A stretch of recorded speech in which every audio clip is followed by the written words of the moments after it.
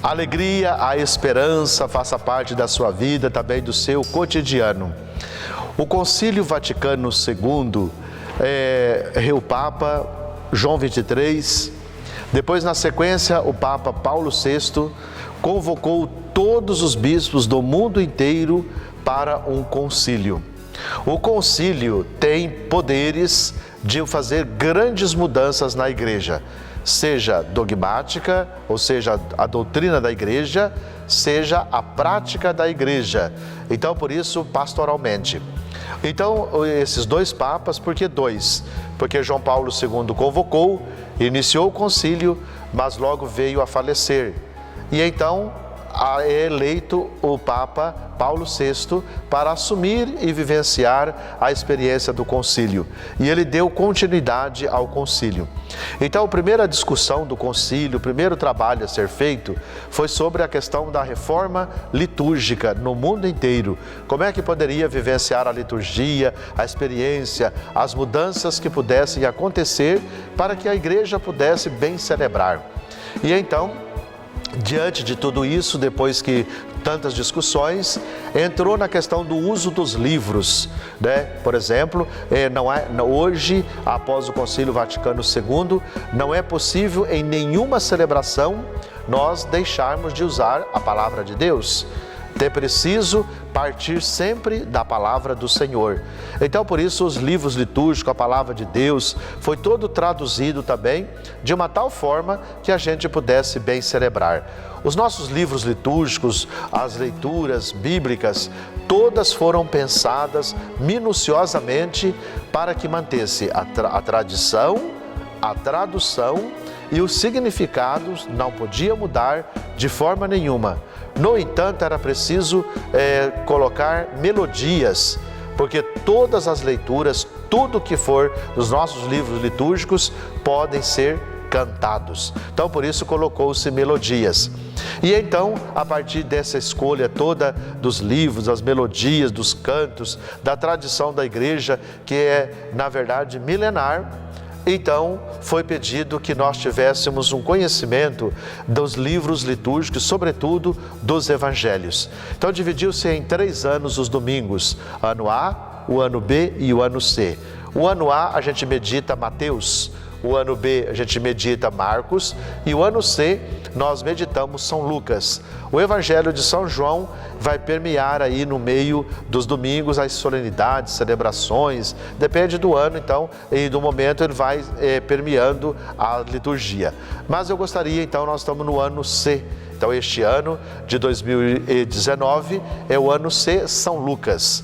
Então, nós meditamos. Depois, no término do ano litúrgico, que é Cristo Rei, nós vamos então iniciar São Mateus. Mas voltando a São Lucas, então, São Lucas é um evangelista que não conheceu pessoalmente o Senhor, ou seja, ele não foi chamado pessoalmente para ser anunciador do Evangelho, como o caso dos outros 3, Mateus, Marcos e João, que pessoalmente o Senhor o chama para ser discípulo. São Lucas não o conheceu. Tanto é que então São Lucas, muito amigo também de São Paulo, que ambos não conheceram o Senhor. Como eu e você, nós não conhecemos pessoalmente o Senhor, mas através da oração, através da palavra e assim por diante. Mas São Lucas, ele teve um contato muito profundo com a mãe de Jesus, tanto é que ele traça bem escrito a questão da encarnação, a questão do Magnífica e assim por diante. Mas o que é importante no Evangelho de São Lucas é que ele é, na verdade, o evangelista da misericórdia. Tanto é que quando o Santo Padre, o Papa Francisco, decretou o ano extraordinário, o ano santo, foi o ano da misericórdia, exatamente no ano de São Lucas, para podermos então meditar a palavra do Senhor. Então, o evangelista da misericórdia, o evangelista que compreende de um Deus que nos ama, que nos quer bem. Veja bem, nós aprendemos e muitas vezes a gente passa para os outros que o nosso Deus é um Deus que é bravo. um Deus que nos persegue. Se a gente faz alguma coisa errada, Ele nos castiga, porque é um Deus que de fato está sempre atento. A gente praticamente, eu diria assim, quase que não tem liberdade, porque o que eu fizer, Ele me pega e me castiga. No entanto, o Evangelho de São Lucas apresenta o contrário. Quando eu faço alguma coisa errada, quando eu me afasto do Senhor, Ele faz de tudo para que eu possa voltar ao seu encontro. Por exemplo, olha, ele diz assim, um homem tinha 100 ovelhas e ele cuidava profundamente das 100 ovelhas. Mas um dia ele se deu conta de que uma ovelha se perdeu. Veja bem, 100 ovelhas, uma só se perdeu. O que ele fez? Deixou as 99 sobre outro cuidado, protegida, e saiu ao encontro da ovelha que estava perdida. E ele foi até encontrá-la. Nós temos em muitos quadros, em muitos lugares, o pastor com a ovelha nos ombros, às vezes ferida, machucada, porque afastou-se do rebanho, mas ele foi ao encontro e trouxe.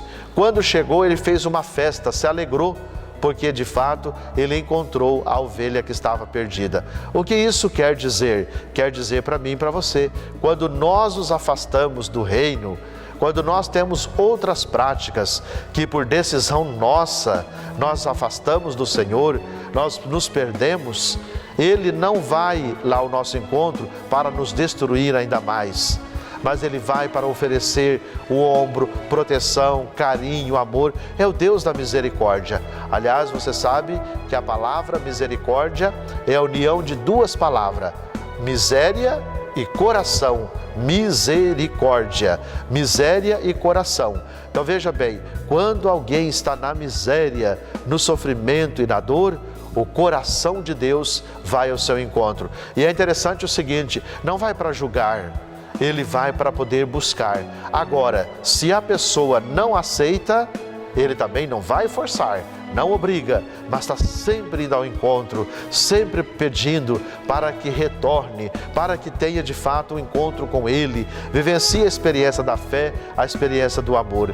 Então, por isso, pede também, não só que Ele seja misericordioso, mas aí também pede o seguinte, eu peço a você que seja também misericordioso para com as pessoas. Nós precisamos usar de misericórdia, não julgar, não destruir a sua vida das pessoas, não realmente, a gente às vezes tem um desejo tão forte em nós que a gente julga, a gente fala mal, a gente faz fofoca, a gente destrói talvez a vida da pessoa. Não, o nosso Deus nos pede para usar de misericórdia, porque de fato nós falhamos, nós erramos. Veja a oração que todos os dias eu creio, que eu rezo, que você reza, a oração do Pai Nosso. A gente pede assim, perdoai, ó Deus, do mesmo jeito que eu vou também perdoar. Então, por isso, sede Deus misericordioso comigo, do mesmo jeito que eu vou ser misericordioso para com a outra pessoa. Então, esse é o desejo, essa é a palavra de Deus, isso é São Lucas, que de fato nos ensina que nós devemos, então, vivenciarmos a experiência da misericórdia, do amor, não só porque Deus é profundamente misericordioso conosco, mas como também nós devemos ser e usar de misericórdia para com o outro. Se a gente não faz isso, não se usa de misericórdia, não ajuda a outra pessoa a crescer, se a gente só julga, maltrata, por exemplo, você que é pai, você que é mãe, seja misericordioso para com teus filhos, acolha-os, senta com eles, converse, escute-os. Isso é muito importante para a vivência, a educação e a experiência da misericórdia. Isso é importante para nós, é importante podermos viver onde de fato a misericórdia. Sabe por quê? Porque se você ensinar o seu filho desde pequenininho os atos da misericórdia, do amor, quando ele crescer também será misericordioso, também ajudará os outros. Então é isso que São Lucas nos ajuda a compreendermos e vivenciarmos a experiência. Também gostaria de dizer que é muito importante, São Lucas, como eu disse no início, não conheceu o Senhor. Também eu não, você também não. Não é isso? Nós encontramos ele na rua e diz assim, ô Joel, ô Maria, João, vamos lá. Não, pela nossa fé, é que nós vivenciamos a experiência com Deus. Assim foi Lucas, vivenciou a experiência da fé, da comunhão, e aquilo que ele viveu e escreveu permanece até os dias de hoje e permanecerá para sempre como sinal da presença de Deus sempre no meio de nós. Por isso, então, sede misericordioso como Deus é para conosco. Não julguemos, não destruamos as pessoas, mas vamos sempre ao encontro com misericórdia, porque Deus caminha sempre conosco. Muita paz, muito amor para você e sede sempre misericordioso para com as pessoas. Perdoe, que você também será perdoado.